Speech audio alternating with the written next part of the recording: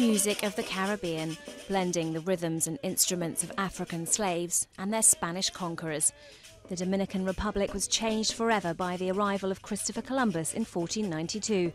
Nowadays, the man who's widely believed to have discovered America brings an invasion of tourists to the country, which shares the Isle of Hispaniola with Haiti. They see him here, they come and feel his physical presence here. In the colonial quarter of Santo Domingo, tourists brave the tropical heat to follow in the footsteps of Christopher Columbus, the house where he lived, the place where his son governed, and most important, where his remains lie buried, according to the Dominican authorities. But others claim they're actually in Seville in Spain. In theory, Columbus's remains were in Seville, but we discovered in 1877 in the Cathedral of Santo Domingo, during some repairs, the remains of Columbus inside the principal altar.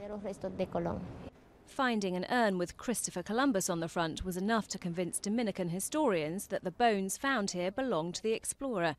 But Spanish scientists say DNA tests prove the real remains are indeed in Seville's cathedral. Perhaps they're both right, and the skeleton was divided into two. Tourists prefer to let their imagination decide.